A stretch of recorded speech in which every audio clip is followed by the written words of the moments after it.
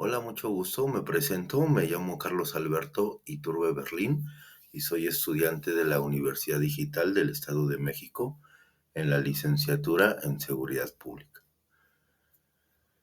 La asignatura es de Ontología de la Seguridad Pública y la actividad de aprendizaje que nos atañe es la actividad integradora que consta de una exposición en video de las 4 unidades. Bueno, pues empecemos.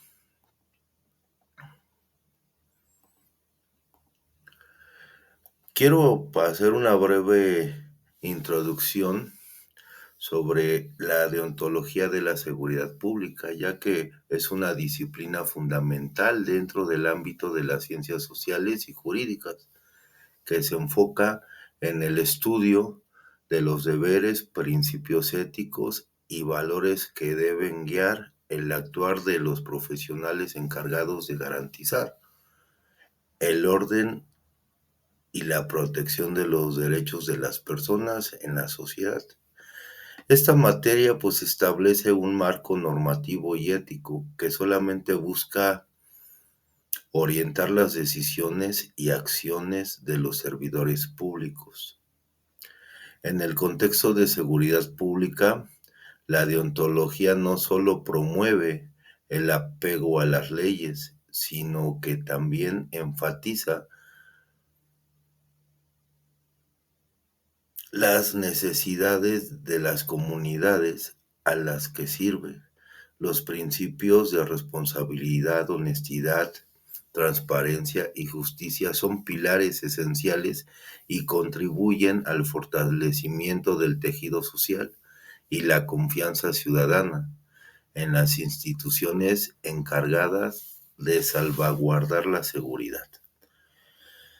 Por lo tanto, en esta materia nos prepara a los futuros profesionales para enfrentar los dilemas éticos y gestionar conflictos de manera adecuada y el actuar de una manera justa.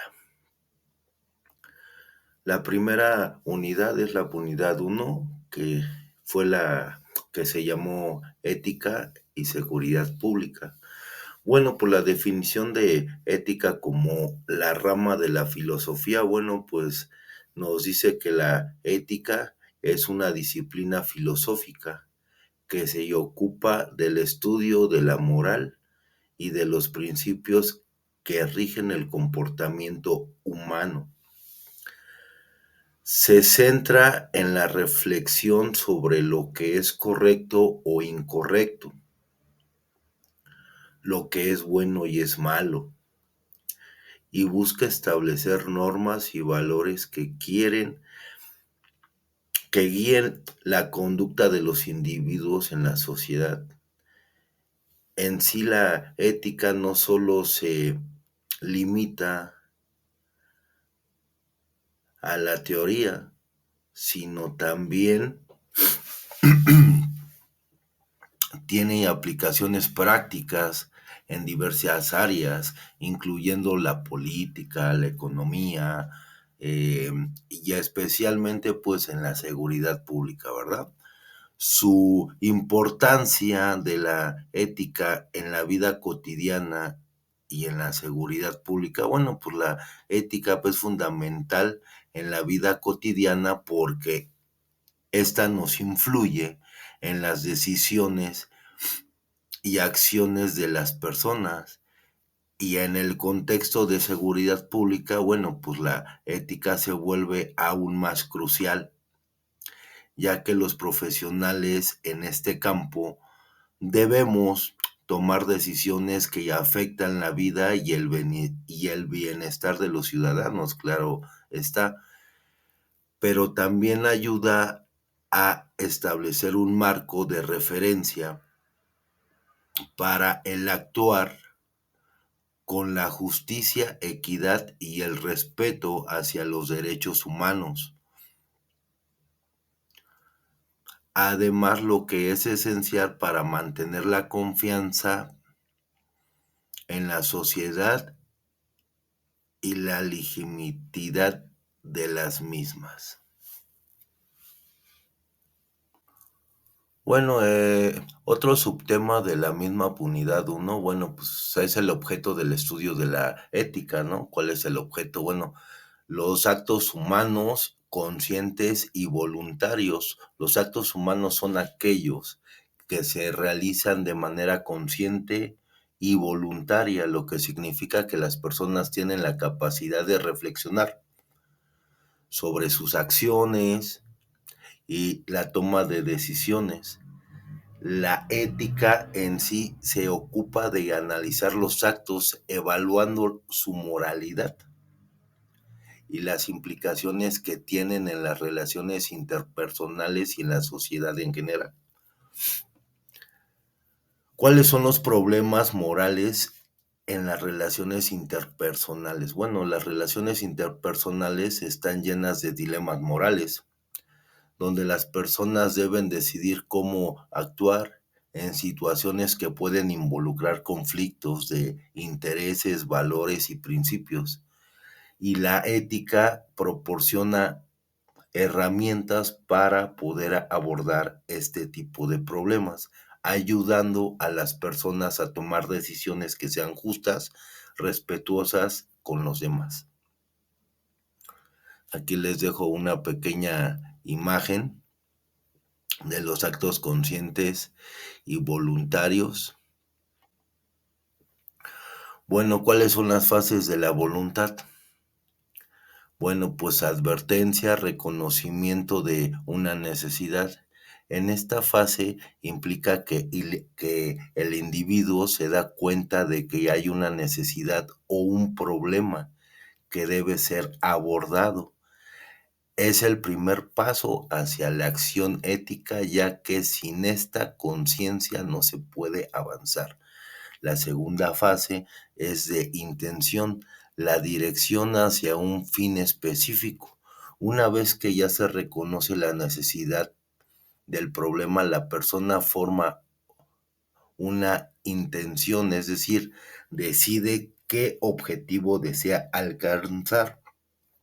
Esta fase es crucial porque la intención guía el comportamiento hacia un resultado deseado.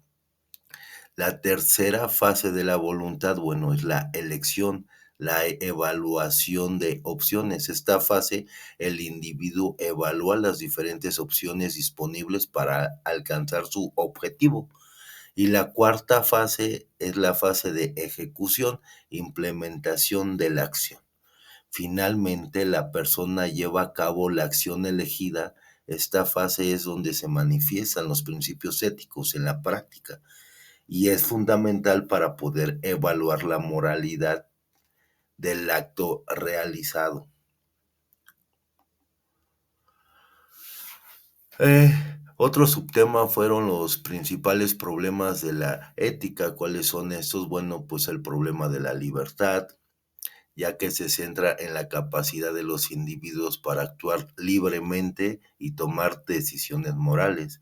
El segundo problema de la ética, bueno, es el problema de la obligatoriedad moral. Esto se refiere a la cuestión de por qué ciertas normas morales deben ser seguidas y explora la fuente de la obligatoriedad de las normas y que las hace vinculantes para los individuos. El tercer problema es el problema de la valoración moral. Este aspecto se ocupa de cómo se determina el valor de las acciones y decisiones.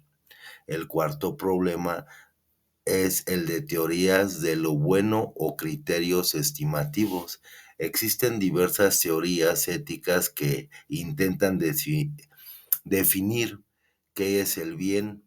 Estas teorías ofrecen diversos criterios para poder evaluar la moralidad de las acciones, la ética deontológica, entre otros. Y el quinto problema, bueno, pues es el problema de la relacionalización de la moral. Este problema se refiere a cómo puede implementar y vivir los principios morales en la práctica. A menudo las personas enfrentan desafíos al intentar actuar de acuerdo con sus valores en situaciones complejas y conflictivas. Nos pasamos a la unidad 2, que es la moralidad y la ética. Bueno, pues aquí conocimos la conciencia, que voy a dar la definición de la conciencia, que simplemente es la conciencia, pues la capacidad que tiene el individuo para discernir entre lo que considera bien y lo que considera mal. Además, simplifica la habilidad pre- de percibirse a sí mismo en relación con su entorno, lo que permite una reflexión sobre las propias acciones y su impacto en el mundo. El siguiente subtema de esta unidad, bueno, pues son sus propiedades de la conciencia, ¿no? Que es la del dinamismo, unidad, subjetividad, intencionalidad, conocimiento certero, las áreas de la conciencia, que es la vigilancia, estar alerta, claridad de conciencia, la capacidad de tener una comprensión, ¿verdad? La siguiente varía de la conciencia, pues sería la conciencia de sí mismo y de su entorno, ¿no? Que reconoce de la propia existencia y de cómo las acciones afectan a uno mismo y a los demás. Pasamos al siguiente subtema, bueno, pues son las clases de conciencia, ¿no? Que es la conciencia individual, que se refiere al autoconocimiento y a la autovaloración, la conciencia social, que implica el reconocimiento del bienestar de la comunidad, la conciencia temporal, que se centra en la consideración de las consecuencias futuras de las acciones presentes, la conciencia emocional, que pues relaciona la empatía. Esta clase de conciencia pues permite a los individuos comprender y sentir las emociones de los demás, ¿verdad? Nos vamos al siguiente subtema de la unidad 2, que es la formación moral.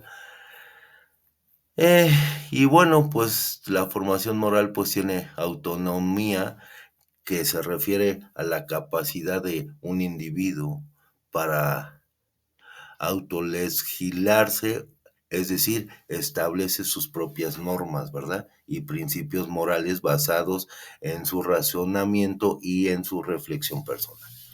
Y tiene también la característica de ser heteronomia, que contrapuesta a la autonomía. La heteronomía se refiere a la aceptación de normas impuestas por entidades externas como la sociedad, la religión o la ley. Ahora, este subtema me super gustó, que es la ética contra la moral. Bueno, pues la ética es la reflexión crítica sobre la moral. Se trata del análisis profundo de las normas y valores que guían al comportamiento humano, sin estar necesariamente atada a un ideal social específico, sino que la ética busca entender el porqué de las normas morales y su aplicación en diferentes contextos. Versus moral, que se refiere al conjunto de normas y valores que guían el comportamiento de los individuos en una sociedad. La moral es más prescriptiva y se basa en las costumbres y tradiciones de una comunidad, dictando lo que se considera correcto o incorrecto. De ahí nos pasamos al último subtema de la unidad 2, que pues es la responsabilidad social, y pues su evolución y sus características de la responsabilidad social han evolucionado pues a lo largo del tiempo, adaptándose a los cambios en la sociedad y en las expectativas de los individuos, ¿verdad? Esto se refiere a que la obligación que tienen las personas y las organizaciones de actuar en beneficio de la sociedad y el medio ambiente. ¿Cuál es el objetivo de la responsabilidad civil o social? Bueno, pues se centra en restablecer el equilibrio patrimonial tras un daño, ¿verdad? En otras palabras, busca reparar los daños causados a otros, asegurando que las acciones de un individuo o entidad no perjudiquen a otros y que en caso de que esto ocurra tomen medidas para compensar un daño. Nos pasamos a la unidad 3, que es la ética policial, cultura y principios. Bueno, pues la importancia de la ética en la policía es fundamental porque establece los estándares de la conducta que deben seguir los agentes en el ejercicio de sus funciones, ¿verdad? Y la ética nos ayuda a construir la confianza entre la comunidad y la policía, promoviendo un ambiente de respeto y colaboración que desgraciadamente, pues aquí en México, pues no tenemos esa cultura, ¿verdad? Nos pasamos al siguiente subtema de la unidad 3. Bueno, pues es la definición de la policía, en la cual se define como una institución encargada de mantener el orden público, prevenir delitos y proteger a los ciudadanos. Su función es garantizar la seguridad y el bienestar de la comunidad, actuando como un mecanismo pues de control social. La policía opera bajo un marco legal que define sus competencias y responsabilidades. ¿Cuáles son las funciones de la policía? Bueno, pues es la prevención, investigación y cumplimientos normativos, ¿verdad? Que simplemente pues la prevención pues implica acciones proactivas para evitar delitos como patrullajes y programas en educación comunitaria. Investigación, pues, consiste en la recopilación de pruebas, investigaciones de delitos ya cometidos para identificar y procesar a los responsables, y el cumplimiento normativo, pues, simplemente se refiere a la aplicación de leyes y regularizaciones, asegurando que los ciudadanos cumplan con las normativas establecidas. Un ejemplo muy claro, pues, es el reglamento de tránsito, ¿verdad? Tanto del Estado de México como de la Ciudad de México. Bueno, la cultura policial, que pues es el siguiente punto o subtema de la unidad 3, bueno, pues aquí nos indica que los elementos de la cultura policial es el conocimiento, simbólicos y emotivos. La cultura policial está compuesta por varios elementos que influyen en la forma en que los policías interactúan entre sí y con la comunidad. El primer punto es el de conocimientos, que refiere a la formación y experiencia acumulada de los policías que tienen en su trabajo. Los simbólicos incluyen los códigos y signos que facilitan la comunicación y la cohesión entre los cuerpos policiales, como las claves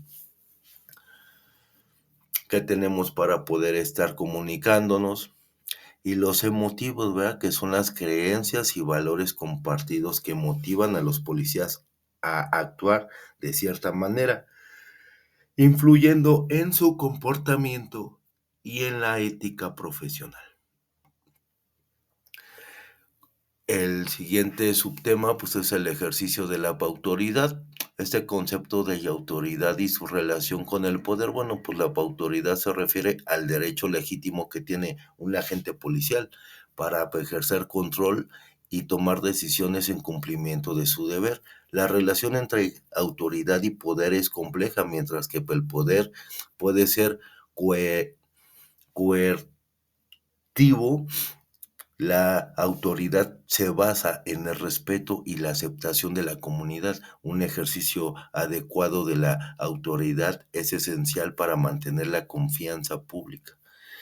La importancia de la justicia y el derecho en la función policial, pues la justicia y el derecho son pilares fundamentales en la actuación policial, ya que la policía debe actuar dentro del marco legal, garantizando que sus acciones sean justas y equitativas. La justicia implica tratar a todos los individuos con imparcialidad, independientemente de su origen o situación, o sea, que no sean discriminados.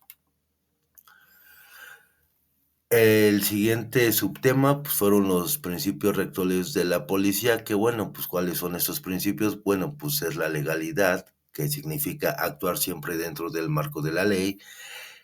Eficiencia, pues utilizar los recursos de manera óptima para cumplir las funciones policiales. El profesionalismo, mantener altos estándares de conducta y de formación en el cuerpo policial. Y la modernización, adaptarse a los cambios sociales y tecnológicos para mejorar la efectividad de la labor policial. De ahí nos vamos a la unidad 4, que se llamó normatividad deontológica. En esta unidad, pues, nos dijeron o se trató sobre, pues, el abuso de poder, y voy a empezar con la definición del abuso de poder, y ese, pues, se refiere al uso indebido de la autoridad que un individuo o grupo tiene sobre otros. Esto puede manifestarse en diversas formas, donde la persona en posición de poder actúa de manera que perjudica a otros, ya sea a través de decisiones arbitrarias, coerción o manipulación. Sus manifestaciones, pues puede ser pues de forma de corrupción.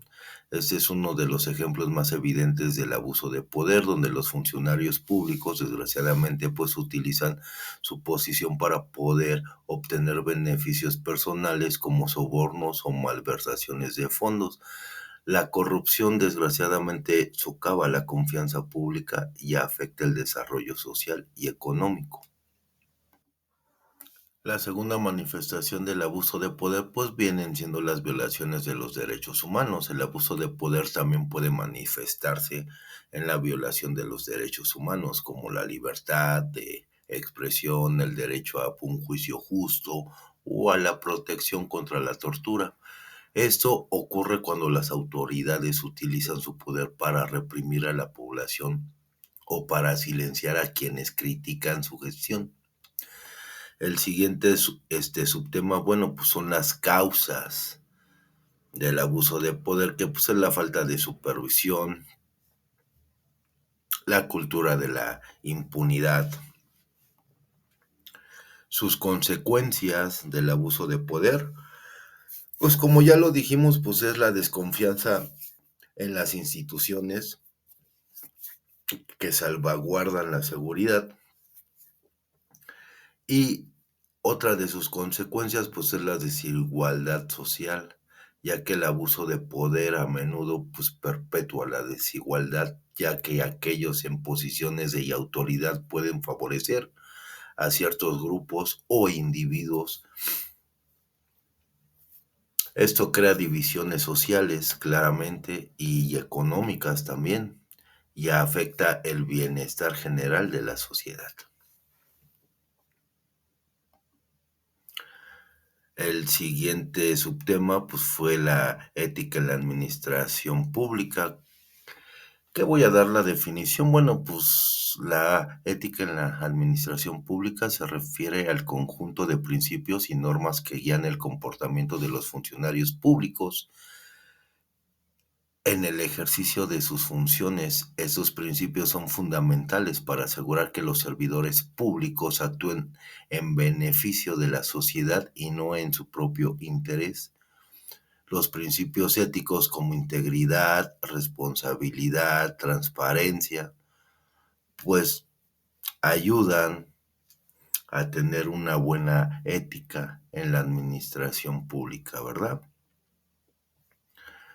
Las normativas, bueno, pues los códigos de ética, muchos gobiernos y organizaciones tienen códigos de ética que pues establecen las normas de conducta esperadas de los funcionarios públicos, que no siempre las llevan a cabo, ¿verdad? Pero bueno, Esos códigos, como ya lo dije, sirven como guía para la toma de decisiones y el comportamiento en el ejercicio de sus funciones. Las leyes de responsabilidad de los servidores públicos, bueno, pues estas leyes establecen las obligaciones y responsabilidades de los funcionarios, así como las sanciones por el incumplimiento de estas. Estas son herramientas clave para promover la rendición de cuentas y la ética de la administración pública, como en la Policía de la Ciudad de México, pues igual tenemos la ley de los correctivos disciplinarios dentro de la misma institución, ¿verdad? Este sería un ejemplo de este tipo de leyes, ¿verdad? Para los servidores públicos. Los desafíos que conlleva esto, bueno, pues es la implementación efectiva. A pesar de la existencia de normativas y códigos de ética, como ya lo dije, que no todos los llevamos a cabo, pues la implementación efectiva puede ser un desafío. Esto requiere no solo la creación de leyes, sino también la voluntad política y los recursos necesarios para hacerlas cumplir. Y otro desafío, bueno, pues es la formación continua de los funcionarios, ya que la ética en la administración pública no es un tema estático. Requiere formación y actualización constante. Los funcionarios deben recibir capacitación sobre ética y buenas prácticas para poder enfrentar los dilemas que surgen en su trabajo diario, ¿verdad? Bueno, pues vamos a terminar con unas conclusiones, ya que la deontología en la seguridad pública, en resumen, es el conjunto de principios y valores que deben guiar el trabajo de aquellos que velan por nuestra seguridad. No se trata solo de cumplir con la ley, sino de hacerlo con respeto, integridad y empatía. En un mundo donde la confianza en las instituciones es crucial, la ética en el trabajo de los cuerpos de seguridad juega un papel fundamental para asegurar que las acciones de la policía no solo sean legales, sino también justas y humanas. La idea central de la deontología es encontrar el equilibrio perfecto entre garantizar el orden y proteger los derechos de las personas. Es importante que quienes estemos a cargo de la seguridad no solo estemos capacitados para manejar situaciones complejas, sino también que actuemos con transparencia, sin caer en abusos de poder. Y así se puede lograr una relación de confianza entre los ciudadanos y las fuerzas de seguridad, donde se propicie los derechos humanos y se eviten prácticas que erosionen la confianza social. En conclusión, la deontología en la seguridad pública no es solo un tema de reglas y leyes, sino de cómo esas reglas se aplican con humanidad y respeto y ética. Es clave para construir una sociedad más justa, donde las personas se sientan seguras no solo porque haya policías en las calles, sino porque saben. Bueno, pues muchísimas gracias. Con esto me despido, dejo al final las fuentes consultadas. Muchísimas gracias.